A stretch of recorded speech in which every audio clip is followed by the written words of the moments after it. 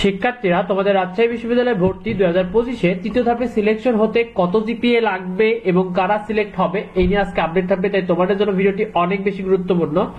শিক্ষার্থীরা তোমাদের তৃতীয় ধাপে সিলেক্ট হলে চূড়ান্ত আবেদন করা যাবে। দেখো তোমাদের আবেদনটা কিন্তু শুরু হবে 23শে ফেব্রুয়ারি দুপুর 12টা থেকে এবং শেষ হবে 24শে ফেব্রুয়ারি রাত 11:59 পর্যন্ত, অর্থাৎ 25শে ফেব্রুয়ারি শুরু হওয়ার আগ পর্যন্ত কিন্তু তোমরা আবেদন করতে পারো। চূড়ান্ত আবেদন কিভাবে করতে হয় এটা নিয়ে কিন্তু ভিডিও আমাদের চ্যানেলে থাকবে, এছাড়া এই ভিডিওর ইন্ড স্ক্রিনও দেখানো হবে, তো সেখান থেকে তোমরা দেখে নেবে।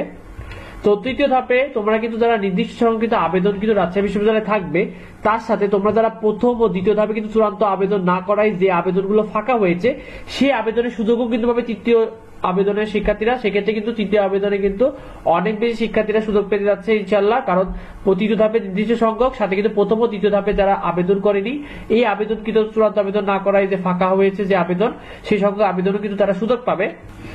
দেখো তৃতীয় সিলেকশন যে রেজাল্টটি দিয়েছিল সেখানে কিন্তু এই ইউনিটে বিজ্ঞানে 4.40 পর্যন্ত গিয়েছিল, মানবিকে কিন্তু 4.27 এবং ব্যবসা শিক্ষায় কিন্তু 3.79 পর্যন্ত গিয়েছিল। বি ইউনিটে তো আগে থেকে আবেদন শেষ হয়ে গিয়েছিল। আর সি ইউনিটে 4.59, 4.93 এবং 4.88 পর্যন্ত কিন্তু ব্যবসা শিক্ষাতে শেষ পর্যন্ত তৃতীয় ধাপে সিলেকশন হয়েছিল।